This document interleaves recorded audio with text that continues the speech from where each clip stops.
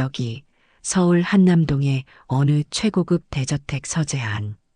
40년간 HS건설을 이끌어온 박서홍 회장의 긴 침묵이 서재 안을 더욱 차갑게 만들고 있습니다. 깊고 넓은 복도와 높은 천장, 고급스러운 가구들은 그의 성공을 증명하는 듯 하지만 동시에 그의 절절한 외로움을 가라앉히지는 못하고 있습니다. 매일 아침 같은 일과를 반복하는 박서홍 회장은 이제 73세의 나이에 접어들었습니다. 40여 년간 오직 성공만을 위해 달려온 그의 뒷모습은 여전히 위험 있고 강인한 기운이 감돌지만 처진 어깨엔 세월이 남긴 흔적이 고스란히 묻어납니다. 그는 조용히 몸을 돌려 서서히 서재 안의 책상으로 향합니다. 넓은 책상 위에는 수북히 쌓인 보고서와 전문 경영 서적들이 정갈하게 정리되어 있고 그 바로 옆에는 작은 고동색 액자 하나가 자리하고 있습니다. 박서홍 회장은 조심스레 의자에 앉아 액자를 집어듭니다. 액자 속에는 정돈되지 않은 머리에 해맑은 미소를 머금은 2~3살 정도 돼 보이는 여자아이의 모습이 담겨 있습니다. 그는 사진을 바라보며 천천히 웃음을 지어 보입니다. 항상 단단하게 굳어있던 얼굴이지만 사진을 보는 그 순간만큼은 부드럽고 따스한 기운이 스며듭니다. 그리고는 혼잣말처럼 누군가에게 말하듯 읊조립니다. 유선아, 어딘가에서 항상 밝게 있을 너를 위해 오늘도 기도한다. 아침 7시 모든 출근 준비를 마친 박서홍 회장은 이미 모든 행동들이 정확하게 움직이고 있습니다. 그는 언제나 정확하게 시간을 지키며 완벽함을 추구하는 사람입니다. 그는 머리카락 한 올도 흐트러짐 없이 정갈하게 빗어 넘기고 그의 양복은 주름 하나 없이 완벽하게 다림질되어 있습니다. 비서실장, 오늘의 일정은 어떻게 됩니까? 잠시 소파에 앉아 커피를 마시며 정태수 비서실장에게 물어봅니다. 비서실장은 얼른 다가와 스케줄 일정을 내밀며 대답합니다.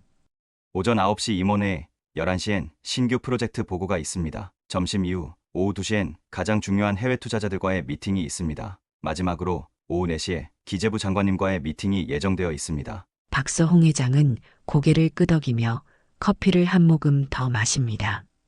그의 눈빛은 날카롭고 냉정합니다. 그는 자신의 생활 방식에 대해 절대로 타협하지 않는 사람이죠. 그리고 회장님, 오늘부터 새로운 가정부가 일을 시작합니다. 정태수 비서실장이 조심스럽게 말합니다. 박서홍 회장은 눈썹을 살짝 올립니다. 도대체 이 가정부가 몇 번째입니까? 회장님, 올해만 3번째입니다. 다만 이번에는 더욱 신중하게 가정부를 뽑았습니다. 박수희라는 분인데 경력도 좋고 추천서도 훌륭했습니다. 박서홍 회장은 무관심한 표정으로 고개를 끄덕입니다. 그렇군요. 얼마나 버틸지 한번 보죠. 그의 말에는 실망과 체념이 섞여 있습니다. 지난 1년 동안 그의 저택에서 일한 가정부는 모두 3달을 넘기지 못했기 때문입니다. 박서홍 회장의 완벽주의는 단순히 까다로운 정도가 아니라 거의 강박적인 수준이었죠. 오전 8시 정각, 현관문 종이 울립니다. 정태수 비서실장이 문을 열자 단정한 모습의 여성이 서 있습니다. 그녀는 40대 중반으로 보이며 단정한 하얀색 원피스를 입고 있습니다. 안녕하세요. 박수희라고 합니다. 그녀가 공손하게 인사합니다. 정태수 비서실장은 그녀를 안으로 안내하며 가볍게 속삭입니다. 박서홍 회장님은 매우 까다로우신 분이에요. 특히 청결과 시간관념에 대해서는 타협이 없으십니다. 작은 실수도 용납하지 않으시죠. 박수희는 차분하게 고개를 끄덕입니다. 충분히 이해합니다. 가정부로서 최선을 다하겠습니다. 그녀는 저택 안으로 들어서며 주변을 살펴봅니다. 모든 것이 완벽하게 정돈되어 있습니다. 먼지 하나 없이 깨끗한 바닥, 정확히 같은 간격으로 배치된 가구들, 그리고 모든 것이 제자리에 있습니다.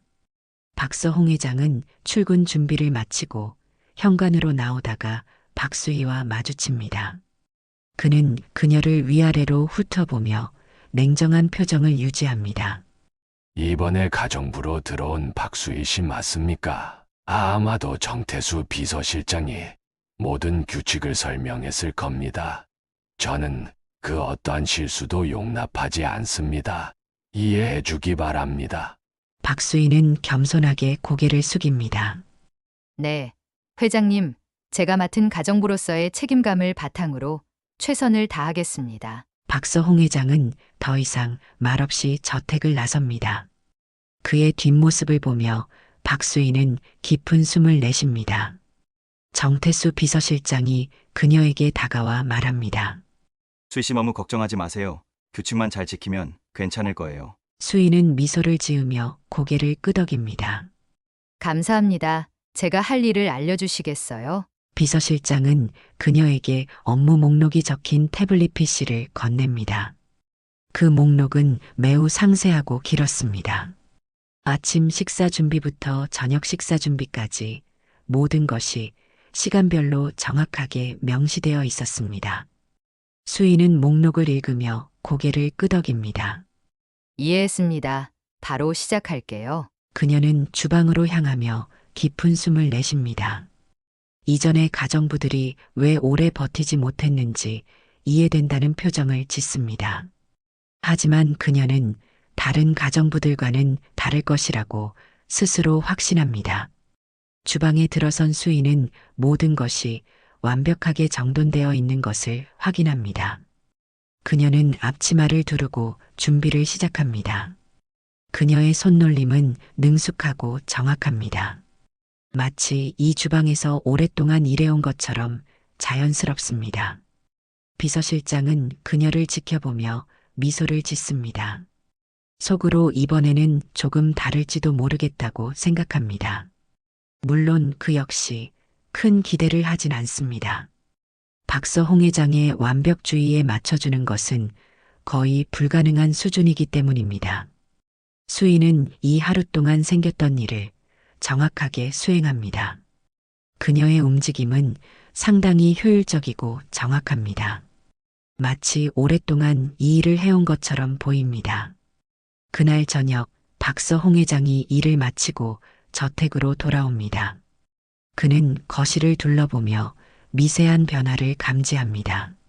모든 것이 여전히 완벽하게 정돈되어 있지만 어딘가 다른 느낌이 듭니다. 저녁 식사가 준비되었습니다, 회장님. 수희가 공손하게 회장님께 말을 건넵니다. 박서홍 회장은 그녀를 한 번 더 살펴보고 식탁으로 향합니다. 그의 표정은 여전히 냉정하지만 눈빛에서 약간의 호기심이 엿보입니다. 식탁에 차려진 음식은 완벽합니다. 모든 것이 정확하게 배치되어 있고 온도도 적절합니다. 박서홍은 천천히 음식을 맛보고 미세하게 눈썹을 올립니다. 맛은 괜찮군요. 그의 짧은 한마디가 나옵니다. 수희는 공손하게 고개를 숙입니다. 감사합니다, 회장님. 정태수 비서실장은 그 모습을 지켜보며 놀랍다는 표정을 짓습니다. 박서홍 회장이 새로운 가정부의 음식에 대해 이렇게 조금이나마 긍정적인 반응을 보인 것은 처음이었기 때문입니다. 그렇게 하루가 지나고 며칠의 시간이 지난 어느 날이었습니다. 잠시나마 평화롭고 고요한 대저택의 아침에 갑작스러운 비명소리로 깨어집니다. 대리석 계단 아래에서 박서홍 회장이 갑자기 머리를 움켜쥐며 쓰러집니다. 그의 얼굴은 고통으로 일그러져 있고 손가락 사이로 핏줄기가 조금씩 흘러내립니다. 회장님! 회장님! 정태수 비서실장의 다급한 목소리가 저택 안을 울려 퍼집니다. 박서홍 회장의 얼굴이 점점 창백해지고 있습니다. 그의 입에서는 신음소리만 흘러나옵니다. 지금까지 한 번도 약한 모습을 보인 적 없는 강철 같은 남자의 박서홍 회장이 바닥에 무너져 내리는 모습은 너무나 충격적입니다. 누가 좀 도와주세요! 정태수 비서실장의 목소리는 공포로 가득 차 있습니다. 비서실장은 당황한 나머지 전화기를 떨어뜨리고 허둥지둥 주변을 맴돕니다. 그의 손은 계속 떨리고 얼굴은 창백해져 있습니다. 119에 전화해 빨리! 비서실장이 주방 쪽을 향해 소리칩니다. 하지만 그의 목소리는 공포로 인해 제대로 나오지 않습니다. 그 순간 가정부 수희가 주방에서 빠르게 달려나옵니다. 그녀의 눈빛은 빠르게 달라져 있습니다. 더 이상 조용하고 순종적인 가정부의 모습이 아닙니다. 그녀의 눈에는 강한 결단력이 서려 있죠. 비서실장님, 침착하세요. 제가 확인해 볼게요. 수희는 차분한 목소리로 말합니다. 그녀는 재빠르게 박서홍의 곁으로 다가가 맥박을 확인합니다. 그녀의 손길은 놀랍도록 능숙하고 전문적입니다. 마치 의료진처럼 정확하게 상황을 파악하고 있어요. 뇌출혈 증상입니다. 119에 빨리 전화하세요. 뇌출혈 의심된다고 말하고 최대한 빨리 오라고 하세요. 수희의 목소리는 의외로 아주 단호합니다. 비서실장이 여전히 벌벌 떨고 있자 수희가 그의 어깨를 강하게 잡습니다. 지금 전화하세요. 시간이 없어요. 그녀의 강한 어조에 비서실장이 정신을 차리고 전화기를 집어듭니다. 그는 떨리는 손으로 119에 전화를 겁니다. 수희는 재빠르게 박서홍의 넥타이를 풀고 상의 단추를 엽니다. 그녀는 그의 머리를 조심스럽게 옆으로 돌려 기도를 확보하고 입안에 혀가 말려 들어가지 않도록 확인합니다. 얼음 주머니와 수건을 가져오세요. 빨리요. 그녀가 비서실장에게 지시합니다. 비서실장은 당황한 채로 주방으로 달려갑니다. 그동안 수희는 박서홍의 맥박과 호흡을 지속적으로 체크하며 그의 상태를 확인합니다.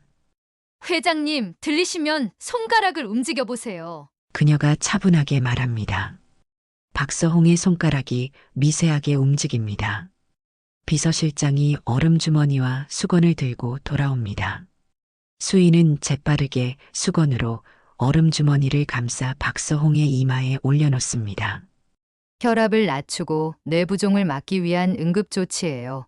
구급대원이 올 때까지 이 상태를 유지해야 합니다. 그녀가 설명합니다. 비서실장의 눈이 순식간에 커집니다. 가정부 면접에서 의료 경험이 있다고 하셨지만 이 정도일 줄은 몰랐습니다. 수희는 아랑곳하지 않고 계속해서 박서홍의 상태를 체크합니다. 몇 분 후 구급차 사이렌 소리가 들려옵니다. 구급대원들이 빠르게 저택으로 들어와 박서홍 회장을 살펴봅니다. 확실한 뇌출혈 증상으로 보입니다. 다행히 기도 확보와 자세 유지가 정확히 되어 있네요. 응급처치가 상당히 전문적입니다. 선임 구급대원이 칭찬의 말투로 말합니다. 그러면서 수희를 바라봅니다. 의료계 종사자이십니까? 수희는 미소를 지으며 고개를 끄덕입니다. 예전에 잠시 일한 적이 있습니다. 구급대원들이 박서홍을 들것에 실어 구급차로 옮기는 동안 비서실장은 혼란스러우면서도 다행스러운 표정으로 박수희를 바라봅니다. 병원에 도착한 박서홍 회장을 모든 의사들이 분주하게 살피고 있습니다. 초기에 적절한 응급처치가 이루어졌기 때문에 심각한 상황은 면했습니다. 하지만 아직 안심할 수는 없어서 초정밀 검사를 해야 합니다. 담당 의사가 직접 비서실장에게 말합니다. 비서실장은 안도의 한숨을 내쉽니다. 정말 감사합니다, 선생님. 담당 의사는 고개를 끄덕이며 자리를 떠납니다. 정태수 비서실장은 박수희를 향해 돌아섭니다. 그의 눈에는 감사와 존경의 표시가 담겨 있습니다. 수희 씨가 없었다면 회장님은 큰일 날 뻔했습니다. 비서실장의 목소리가 떨립니다. 박서홍 회장이 뇌출혈 수술 후 퇴원하여 저택으로 돌아온 지 이제 일주일이 지나고 있습니다. 그의 거대한 침실에는 병원에서 들여온 최첨단 의료 장비들이 가득합니다. 의사들은 그에게 절대 안정을 처방했지만 강철의 의지를 가진 박서홍은 이미 태블릿 PC로 서재에서 회사 업무를 확인하고 있죠. 회장님, 약 드실 시간입니다. 수희가 조심스럽게 약병과 물을 들고 서재 안으로 들어갑니다. 박서홍은 고개를 들어 그녀를 바라봅니다. 그의 날카로운 눈빛이 수희의 모든 움직임을 관찰하고 있습니다. 그런데 신기하게도 무언가 알 수는 없지만 익숙한 느낌을 받았고 그러면서 오래전에 잃어버린 무언가를 찾는 듯한 눈빛을 보입니다. 수희는 물잔을 내려놓다가 무심코 테이블 모서리에 손을 부딪힙니다. 그 순간 그녀의 입에서 작은 습관적 신음과 함께 스스로 본인에게 속삭이듯 말합니다. 괜찮아, 괜찮아. 박서홍의 눈이 번쩍 커집니다. 그 작은 신음소리와 그 특유의 어조가 그의 가슴을 찌릅니다. 약 40여 년 전 실종된 그의 어린 딸 유선이 다쳤을 때 했던 말투와 똑같기 때문입니다. 수희 씨, 괜찮으세요? 박서홍 회장이 본인도 모르게 갑자기 물어봅니다. 그의 목소리는 평소의 차가움과 달리 어딘가 따뜻함이 묻어납니다. 박수희는 순간 당황한 기색을 보이다가 이내 평정을 되찾습니다. 네, 괜찮습니다. 약 드세요, 회장님. 박서홍은 약을 받아 입에 넣으면서도 그녀에게서 시선을 떼지 못합니다. 박수희는 물을 건네는 방식, 약병을 돌리는 손가락의 움직임도 낯설지 않았고 심지어 머리카락을 귀 뒤로 넘기는 작은 습관까지 모든 것이 그의 잃어버린 딸 유선을 떠올리게 합니다.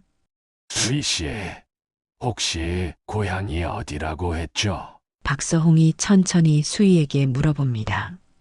수희가 잠시 망설이다가 대답합니다. 강원도 원주입니다, 회장님. 수희 씨, 그럼 가족은 어떻게 됩니까? 부모님은 일찍 돌아가셨고 저는 아주 어릴 때부터 고아원에서 혼자 자랐습니다. 수희 씨, 그럼 이름은 원래부터 박수희가 맞습니까? 네, 회장님. 잘 모르긴 해도 고아원 원장님께선 저에게 항상 박수희라고 했어요. 그래서 저 역시 지금껏 쭉 박수희로 살고 있습니다. 그녀의 대답은 단호하지만 눈빛은 미묘하게 흔들리고 있어요. 박서홍은 더 물어보려다 말고 입을 다뭅니다. 그는 다시 태블릿으로 시선을 돌렸고 수희는 조용히 방을 나갑니다. 문이 닫히는 순간 박수홍 회장은 이상하다는 듯한 표정을 짓습니다. 한편 HS건설 본사에서는 박서준 부사장이 넓은 창문 앞에 서서 서울 전경을 내려다보고 있습니다. 박서준 부사장은 박서홍 회장의 이복 동생이자 지금껏 HS건설을 이끌어온 주역입니다. 그의 입가에는 미묘한 미소가 어려 있어요. 형님의 건강은 어떠신가요? 박서준 부사장이 정태수 비서실장에게 물어봅니다. 회복 중이시지만 아직 완전히 건강을 되찾지는 못하셨다고 합니다. 비서실장이 공손하게 대답합니다. 박서준 부사장의 얼굴에는 알 수 없는 미소가 번집니다. 박서준 부사장의 고급 세단이 박서홍 회장의 한남동 대저택 앞에 화려하게 멈춰섭니다. 그의 손에는 값비싼 선물 상자가 들려 있습니다. 그의 얼굴에는 겉으로는 걱정스러운 표정이지만 눈빛은 어딘가 차갑고 계산적입니다. 형님, 건강은 어떠세요? 박서준이 과장된 걱정을 담아 박서홍 회장에게 목소리를 높입니다. 그의 손에 들린 선물은 전 세계에 찾기 힘든 최고급 시계로 박서홍 회장이 유일하게 갖고 싶어 했던 그 시계를 어렵게 사온 것입니다. 이것은 박서홍 회장의 마음을 사로잡기 위한 무기이겠죠. 박서홍 회장은 차가운 눈빛으로 이복 동생 박서준을 바라봅니다. 이게 다 뭐지? 내가 언제 이런 것을 사오라고 했나? 형님 건강을 위한 거죠? 이건 스위스에서 제가 직접 공수한 최고급 시계인데 형님이 예전부터 이 시계를 갖고 싶어 했잖아요. 박서준이 계속해서 설명합니다. 그만해라, 서준아, 괜찮다. 박서홍 회장의 단호한 목소리가 박서준의 말을 단칼에 잘라버립니다. 내가 필요한 건 이런 시계가 아니라 네가 회사에서 제대로 일하는 모습이다. 이번에 1분기 실적은 어떻게 됐지? 박서준의 얼굴에 순간 당혹감이 스칩니다. 박서준이 대답하려는 그 찰나 수희가 차 한 잔을 들고 이들에게 들어옵니다. 회장님, 약 드실 시간이에요. 그녀가 공손하게 말합니다. 박서홍의 표정이 미묘하게 변합니다. 차가운 얼굴에 잠시 부드러움이 스치고 지나갔죠. 고마워요, 수희 씨. 그 순간 박서준의 눈이 번쩍 커집니다. 형의 입에서 고맙다는 말이 나온 것은 정말 흔치 않기 때문이죠. 박서준은 너무나 충격적인 표정을 짓고 있습니다. 그는 박수희라는 이 가정부를 새롭게 관찰하기 시작합니다. 형님, 그렇게 친절하신 모습은 처음 보네요. 박서준이 의미심장한 미소를 지으며 박서홍 회장에게 말합니다. 박서홍은 아무 대답도 하지 않고 차를 받아 마십니다. 그의 눈빛은 분명 수희를 바라볼 때마다 무언가 다른 감정을 담고 있습니다. 마치 오래된 기억 속 누군가를 찾는 듯한 눈빛이죠. 회사로 돌아가라, 서준아. 박서홍 회장이 갑자기 박서준에게 말합니다. 그리고 동부 재개발 프로젝트 서류를 최종 검토해서 내일까지는 보고해라. 박서준은 미소를 억지로 유지하며 고개를 끄덕입니다. 물론이죠. 형님, 걱정 마세요. 박서준이 일어서려는 순간 박수희가 실수로 찻잔을 떨어뜨립니다. 깨진 잔 조각이 바닥에 흩어지고 그녀가 허둥지둥 치우려 합니다. 괜찮습니까? 수희 씨, 다친 거 아닌가요? 박서홍이 놀랍게도 직접 몸을 일으켜 그녀의 손을 살펴봅니다. 박서준의 눈에서 위험한 빛이 번쩍입니다. 그는 형의 행동을 믿을 수 없다는 듯 바라봅니다. 평생 감정을 보이지 않던 형이 게다가 단순한 가정부에게 이런 관심을 보인다는 사실에 박서준의 마음속 깊은 곳에서 알 수 없는 질투와 의심이 일어납니다. 죄송합니다.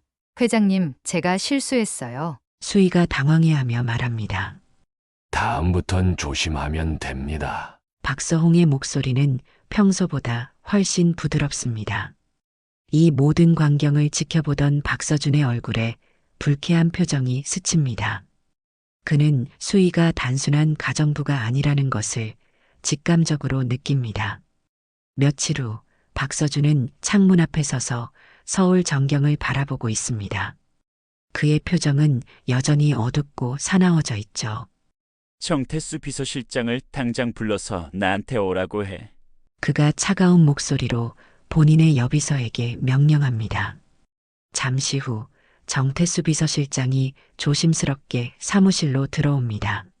박서준 부사장님 부르셨습니까? 자네 혹시 박수희라는 가정부에 대해 아는 것이 있는가? 혹시 아는 것이 전혀 없다면 이번을 계기로 모든 것을 알아내봐. 박서준이 계속해서 비서실장에게 말합니다. 그녀의 과거, 가족관계, 학력 40년 전까지 거슬러 올라가서 모든 것을 조사해. 아무리 생각해도 형이 그녀에게 보이는 태도가 심상치 않아. 정태수 비서실장은 당황한 기색을 감추지 못합니다. 부사장님, 그녀는 그저 단순한 가정부일 뿐입니다. 바보 같은 소리 하지 마. 박서준 부사장이 책상을 강하게 내리치며 소리칩니다. 내가 형을 50년 넘게 알아왔어. 형이 가정부에게 고맙다고 말하는 건 절대 있을 수 없는 일이야. 거기엔 분명 뭔가가 있어. 반드시 알아내야 해. 그는 서랍에서 두꺼운 봉투를 꺼내 정태수 비서실장에게 던집니다. 이거면 충분하겠지? 이 정도 돈이면 강남집 한 채는 살 수 있을 거다. 이 돈을 받은 만큼 너는 그녀의 일거수일투족을 모두 감시해. 특히 형과 단둘이 있을 때 어떤 대화를 나누는지 모든 걸 녹음해와. 정태수 비서실장은 망설이다가 두터운 봉투를 집어듭니다. 알겠습니다, 부사장님. 시키는 대로 하겠습니다. 박서준의 눈이 여전히 위험하게 빛나고 있습니다. 그러던 어느 날 박서홍 회장의 한남동 대저택에는 깊은 밤이 찾아왔습니다. 박서홍 회장은 서재에 홀로 앉아 옛 사진첩을 넘기고 있습니다. 그의 손가락이 어린 소녀의 사진 위에서 떨리며 멈춥니다. 40여 년 전에 실종된 그의 딸 유선의 모습이죠. 도저히 믿기지 않아. 유선아. 그가 혼잣말로 중얼거립니다. 하지만 그 모든 행동, 습관, 말투, 모든 것이 너와 너무 비슷해. 그는 계속해서 혼잣말을 내뱉습니다. 그러면서 박서홍 회장은 배를 올려 정태수 비서실장을 부릅니다. 밤늦은 시간임에도 불구하고 정태수는 단정한 차림으로 서재에 들어섭니다. 회장님, 부르셨습니까? 정태수가 공손하게 묻습니다. 박서홍은 잠시 침묵하다가 무거운 목소리로 말합니다. 정 비서, 당신에게 아주 특별한 임무를 맡기고 싶네. 정태수의 눈이 커집니다. 무슨 일이든 지시해 주십시오. 우리 집에서 일하는 박수희 씨와 관련해서 그녀의 유전자 샘플이 필요해. 박서홍의 목소리가 떨립니다. 머리카락이든 칫솔이든 무엇이든 그녀 모르게 가져와서 유전자 검사를 맡겨봐. 정태수 비서실장은 놀란 기색을 감추지 못합니다. 혹시 회장님, 그녀가 딸 유선양이라고 생각하시는 겁니까? 그저 확인하고 싶을 뿐이야. 절대로 아무에게도 말하지 말고 특히 서준이에게는 절대 알려선 안 돼. 박서홍의 눈빛이 날카로워집니다. 다음 날 아침 정태수 비서실장은 박수희가 정원에서 일할 때를 틈타 그녀의 방에 몰래 들어갑니다. 그는 빠르게 그녀의 칫솔과 빗에 묻은 머리카락을 봉투에 담습니다. 그의 손이 미세하게 떨리고 있습니다. 무슨 짓을 하시는 거죠? 갑작스러운 목소리에 정태수는 깜짝 놀라 뒤를 돌아봅니다. 수희가 문간에 서서 묻습니다. 그녀의 눈에는 의심과 경계심이 가득합니다.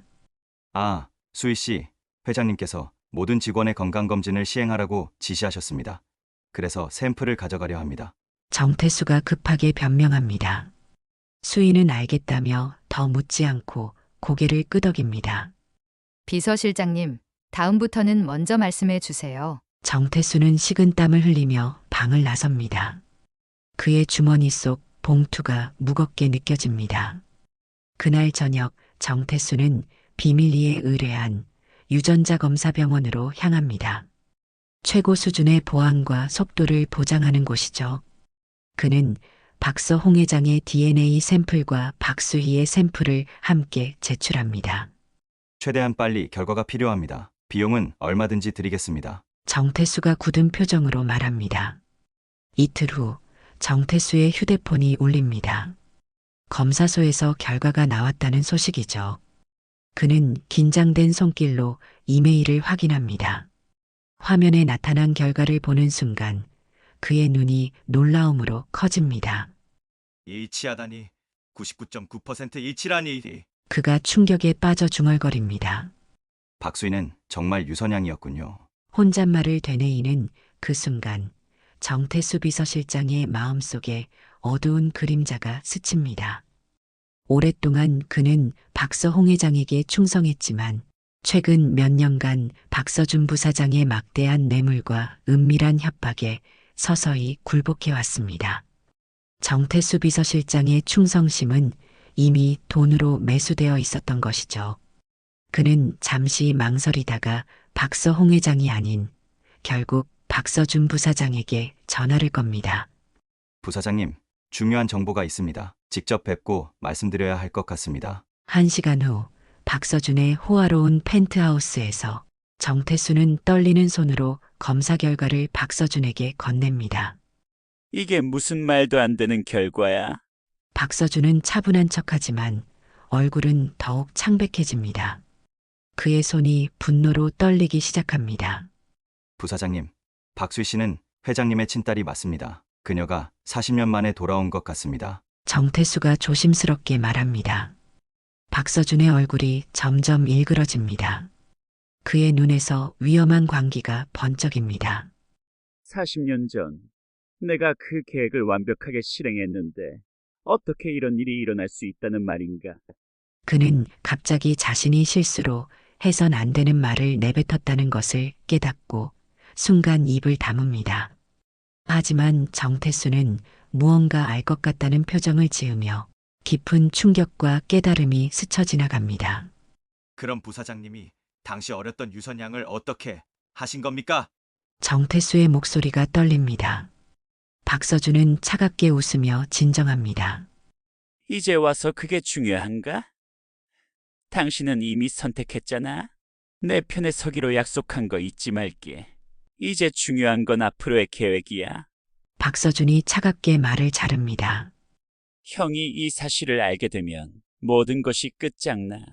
내가 HS건설을 차지하기 위해 40년간 준비한 모든 것이 말일세. 그는 창밖을 바라보며 냉혹한 미소를 짓습니다. 정태수 비서실장이 나갔고 박서준은 자신의 오래된 서재에서 먼지가 쌓여있는 앨범 하나를 꺼내 들고 있습니다. 그 안에는 어린 시절 형 박서홍 회장과 함께 찍은 사진들이 있습니다. 그리고 박서홍 회장의 딸 유선양과 찍은 사진도 있죠. 유선아, 정말 네가 돌아온 거구나.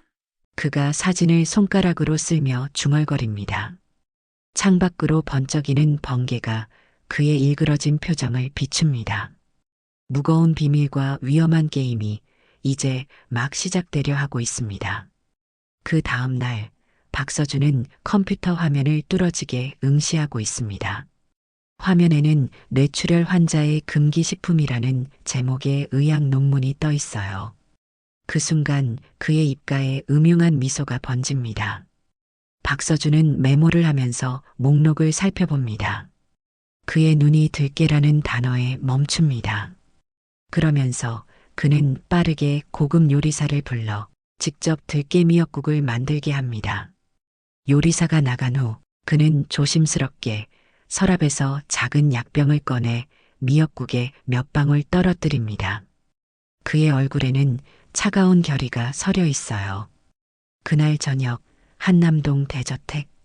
박서홍 회장은 서재에서 회사 서류를 검토하고 있습니다. 그때 현관종이 울리고 박수희가 조심스럽게 문을 엽니다. 형님, 갑자기 저녁에 찾아와서 죄송합니다. 박서준이 환한 미소를 지으며 들어섭니다. 그의 손에는 고급스러운 도자기 그릇이 들려 있어요. 무슨 일이지? 박서홍이 차갑게 묻습니다. 형님 건강이 염려됐어요. 형님이 좋아하는 미역국을 사왔습니다. 내 출혈에 좋다고 했어요. 박서준이 그릇을 내밀며 말합니다. 박수희는 무언가 미심쩍은 표정으로 그들을 바라봅니다.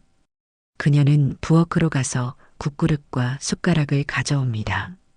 형님, 제가 떠드릴게요. 박서준이 국을 옮겨 담으며 말합니다. 그의 손이 미세하게 떨리고 있어요. 박서홍이 막 숟가락을 들려는 순간 박수희가 갑자기 불현듯 그의 손을 잡습니다. 회장님, 잠시만요. 그녀의 목소리는 단호합니다. 드시기 전에 제가 먼저 확인해 볼 내용이 있습니다. 박서준의 얼굴이 순간 창백해집니다. 수희 씨, 이게 무슨 짓입니까? 형님이 너무 좋아하는 미역국입니다. 박수희는 대답 대신 국물을 주의 깊게 관찰합니다. 그녀의 눈이 날카로워집니다. 찾아보니 회장님께서는 현재 복용 중인 약 때문에 들깨가 들어간 음식은 절대 드시면 안 됩니다. 의사 선생님께서 특별히 금지하셨어요. 방 안에 무거운 침묵이 내려앉습니다. 박서홍의 눈이 서서히 동생을 향합니다. 서준아, 넌 내 병력을 잘 알고 있을 텐데 어떻게 들깨 음식을 가져왔지? 박서홍의 목소리는 위험할 정도로 조용합니다. 박서준의 이마에 식은땀이 맺힙니다. 형님, 전 몰랐습니다. 정말로요. 그저 형님이 미역국을 좋아하기에 가져온 것뿐이에요. 거짓말 마세요. 박수희가 갑자기 그릇을 들어 냄새를 맡습니다. 회장님, 게다가 이건 단순한 들깨 미역국이 아닙니다. 다른 성분이 분명 섞여 있어요. 그녀의 말에 박서홍의 눈빛이 변합니다. 그녀는 잠시 망설이다 대답합니다. 제가 예전에 잠시나마 약학을 공부했거든요. 이 냄새는 혈액 응고를 방해하는 약물 냄새입니다. 회장님의 상태에선 치명적일 수 있어요. 박서준의 얼굴이 일그러집니다. 말도 안 되는 소리. 네가 뭘 안다고? 박서홍이 천천히 일어섭니다. 그의 눈에 분노가 서려 있습니다. 서준아, 이게 무슨 짓이지? 형님, 오해입니다. 이 여자가 거짓말을 하고 있어요. 박서준이 필사적으로 외칩니다. 박서홍은 차갑게 말합니다. 그럼 네가 먼저 먹어봐. 박서준의 얼굴이 창백해집니다. 그는 말없이 뒤로 물러섭니다. 서준아, 먹어보라니까. 박서홍의 목소리가 날카로워집니다. 네가 정말 동생이라면 나에게 해가 될 리 없는 음식을 가져왔을 테니 당연히 이 미역국을 직접 먹을 수 있겠지. 절망적인 표정의 박서준은 그 순간 마지막 카드를 꺼냅니다. 형님, 이 여자의 정체가 뭔지 아세요? 이 여자는 형님의 돈을 노리는 사기꾼입니다. 저와 정태수 비서실장이 직접 조사했어요. 박수희의 얼굴이 굳어집니다.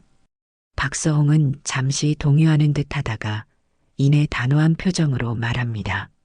이 여자의 정체 내가 이미 알고 있다. 박서홍이 차갑게 말합니다.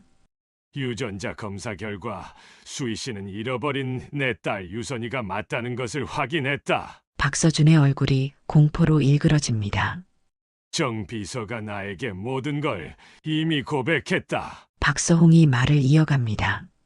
네가 정 비서를 매수했다는 것, 그리고 40년 전 유선이를 일부러 고아로 만들어버린 것까지 말이다. 하지만 나는 너를 이해했다. 너는 나와 함께 건설사를 이끌었기 때문이야. 그래서 나는 너가 나 몰래 했던 일을 애써 잊으려고 했었다. 하지만 지금 이 순간 너는 나를 해치려고 했어. 수희야, 아니 유선아, 당장 경찰에 신고해라. 박서준이 갑자기 오열을 합니다. 순식간에 경찰이 찾아왔고 빠르게 집 안으로 들어섭니다. 박서준 씨 살인미수 혐의로 체포합니다. 경찰이 차갑게 말합니다. 박서준은 절망적인 눈빛으로 박유선을 노려봅니다. 박서준이 경찰에 연행되는 모습을 창문 너머로 바라보는 박서홍과 박유선의 뒷모습이 정막 속에 서 있습니다. 경찰차의 사이렌 소리가 멀어지면서 대저택에는 정적이 감돌기 시작합니다. 박서홍은 천천히 서재로 향합니다. 그의 발걸음은 무겁지만 얼굴에는 그동안의 일을 말해주려 딸 앞에 서 있습니다. 유선은 여전히 혼란스러운 표정으로 그를 따릅니다. 그녀의 머릿속은 소용돌이치고 있어요. 자신이 박서홍의 딸이라는 말이 현실감 없이 울려 퍼집니다. 서재에 들어선 박서홍은 오래된 금고를 열어 누런 봉투를 꺼냅니다. 그의 손이 미세하게 떨리고 있습니다. 수희 씨, 아니 유선아, 그의 목소리가 갈라집니다. 이것을 봐. 봉투 안에서 나온 것은 유전자 검사 결과지와 함께 오래된 사진 한 장입니다. 꼬마 소녀가 빨간 원피스를 입고 웃고 있는 모습이죠. 박유선은 사진을 받아들며 숨을 멈춥니다. 그녀의 손가락이 사진 위를 더듬습니다. 이게 저인가요? 그녀의 목소리가 떨립니다. 박서홍은 고개를 끄덕입니다. 그리고 이건 유전자 검사 결과야. 그가 서류를 내밉니다. 99.9% 일치라고 적혀 있어. 너는 내 딸 유선이가 맞아. 검사 결과를 바라보는 유선의 눈에서 눈물이 흘러내립니다. 그녀의 온몸이 떨리기 시작하고 그녀는 무릎이 꺾이며 바닥에 주저앉습니다. 오열하는 그녀의 모습에 박서홍도 참았던 감정이 터져나옵니다. 그는 딸에게 다가가 40년 만에 처음으로 그녀를 품에 안습니다. 유선아, 그의 목소리는 울음으로 뒤덮여 있습니다. 방 한쪽에서 이 모든 광경을 지켜보던 정태수 비서실장의 눈에도 눈물이 고입니다. 그는 자신이 잠시나마 박서홍 회장을 배신하고 박서준의 말을 들었던 순간들을 떠올리며 가슴을 치고 있어요. 박서홍은 천천히 딸에게서 떨어져 그녀의 얼굴을 손으로 감싸봅니다. 그의 손가락이 딸의 얼굴 윤곽을 따라 내려갑니다. 마치 꿈인지 현실인지 확인하려는 듯이 말이죠. 41년 전 드디어 HS건설의 첫 개업식 날이었어. 그가 떨리는 목소리로 과거를 회상합니다. 그날은 너무 바빴는데 하필 잠시 너와 떨어져 있던 그 1분, 너를 놓친 그 순간이 내 인생 최대의 실수였다. 축하하러 와준 사람들로 북적이던 그 자리에서 너를 잃어버렸어. 박유선의 눈에서 눈물이 계속 흘러내립니다. 그녀의 기억 속에는 그 순간이 없지만 가슴은 아버지의 슬픔을 느끼고 있어요. 그 후로 계속 찾았어. 경찰, 탐정, 모든 수단을 동원했었다. 박서홍의 주먹이 떨립니다. 그런데 네가 강원도 원주 고아원에서 생활했다니. 저는 박수희라는 이름으로 자랐습니다. 박유선이 흐느끼며 말합니다. 제 과거에 대해 아무것도 모른 채 살아왔어요. 기억이 없었어요. 박서홍의 눈이 슬픔으로 젖어듭니다. 그 순간 정태수가 두 사람 앞에 무릎을 꿇습니다. 그의 얼굴은 눈물로 범벅이 되어 있습니다. 회장님, 유선양, 제가 정말 죄송합니다. 그가 바닥에 고개를 조아리며 울부짖습니다. 박서준 부사장의 협박과 회유에 넘어가 배신했었습니다. 하지만 저는 더 이상 배신할 수 없기에 회장님께 사실대로 이시직고했던 것입니다. 이제는 두 분을 위해 목숨을 바치겠습니다. 박서홍은 잠시 그를 냉정하게 바라보다가 깊은 한숨을 내쉽니다. 일어나게. 정 비서, 중요한 건 지금부터야. 정태수는 떨리는 몸으로 일어나 두 손을 모읍니다. 제 목숨을 걸고 유선양을 지키겠습니다. 평생 충성하겠습니다. 한편 여기는 서울경찰서. 박서준은 차가운 쇠창살 너머에서 광기 어린 눈빛으로 벽을 노려보고 있습니다. 그의 고급 양복은 구겨져 있고 얼굴은 참담한 상태입니다. 내 모든 고난을 박탈해? 그가 벽을 주먹으로 치며 중얼거립니다. 회장 자리까지 눈앞에 뒀는데 이렇게 끝날 순 없어. 박서준의 눈에서 증오의 불꽃이 타오릅니다. 이게 끝이 아니야? 박서준이 속으로 중얼거립니다. 한남동 대저택의 테라스에 봄바람이 살랑거립니다. 박서홍과 박유선, 아버지와 딸이 나란히 앉아 도시의 전망을 바라보고 있어요. 두 사람의 눈빛 속에는 말로 표현할 수 없는 깊은 감정이 서려 있습니다. 41년의 세월이 만든 상처가 아물어가는 순간이죠. 이게 내가 너에게 마지막으로 선물했던 머리핀이야. 박서홍이 작고 낡은 나비 모양 머리핀을 내밀며 말합니다. 그의 손이 미세하게 떨리고 있어요. 유선이는 그 핀을 받아들며 숨을 멈춥니다. 그 순간 번개처럼 스치는 기억의 파편. 붉은 원피스를 입고 나비핀을 머리에 꽂던 어린 소녀의 모습이 그녀의 뇌리를 스칩니다. 아버지, 기억나요? 이 핀을 받고 너무 좋아서 팔짝팔짝 뛰었어요. 박유선의 눈에서 뜨거운 눈물이 흘러내립니다. 그리고 그날 어떤 사람이 검정색 모자를 쓴 남자가 저를 데려갔습니다. 박서홍의 얼굴에 분노와 슬픔이 교차합니다. 박유선이 아버지의 손을 잡습니다. 그들의 뒤에서 정태수 비서실장이 조심스럽게 다가옵니다. 회장님, 비사회에서 긴급 미팅 요청이 왔습니다. 박서준 씨의 구속으로 인한 공백을 논의하자고 합니다. 박서홍은 고개를 끄덕이며 일어섭니다. 그의 눈빛이 결연합니다. 정 비서, 회의실에 이 사진들을 소집하게. 새로운 부사장을 소개할 예정이라고 전하게나. 정태수 비서실장의 눈이 커집니다. 박서홍은 딸을 바라보며 미소 짓습니다. 내 딸, 박유선이 HS건설의 새 부사장을 시켜보려 하네. 박유선의 얼굴에 놀라움이 번집니다.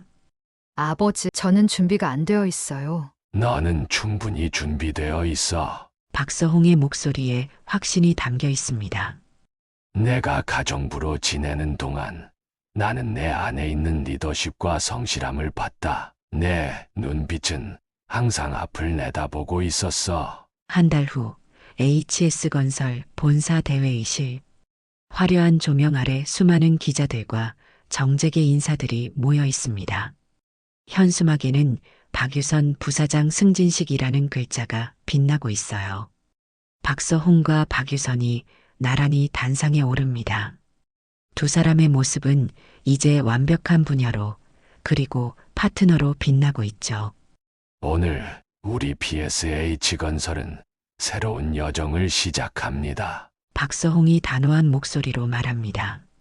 제가 박수희라는 이름으로 41년을 살아온 동안 저는 늘 무언가 빠진 듯한 공허함을 느꼈습니다. 그녀의 목소리가 회의실에 울려 퍼집니다. 이제 저는 그 공허함이 무엇이었는지 알게 되었습니다. 그것은 바로 가족이었죠. 가족의 힘을 통해 우리 건설사가 더욱 발전하도록 노력하겠습니다. 카메라를 비추는 그녀의 얼굴에는 더 이상 혼란이나 슬픔이 없습니다. 대신 강인함과 따뜻함이 공존하는 새로운 박유선의 모습이 그곳에 있습니다. 행사가 끝난 후 박서홍과 박유선은 고급 차량 안에서 묵묵히 미래를 바라봅니다. 아버지와 딸 회장과 부사장, 이제 그들은 두 개의 정체성을 완벽하게 융합하고 있어요. 차량이 서울의 밤거리를 달리는 동안 두 사람의 마음은 이미 더 넓은 세상을 향해 달리고 있습니다. 한편 구치소의 독방에서 박서준은 신문을 손에 움켜쥐고 있습니다. 이면을 장식한 박유선의 모습과 박유선 부사장 소식을 보며 그의 눈에 광기가 번뜩입니다. 그가 신문을 찢으며 중얼거립니다. 박서홍과 박유선, 아버지와 딸은 이제 과거의 상처를 딛고 더 밝은 미래를 향해 함께 나아가고 있습니다. 한남동 대저택의 불빛이 따스하게 서울의 밤하늘을 밝히고 있습니다. 마치 희망의 등대처럼 그들의 이야기는 이제 새로운 장을 열고 있어요.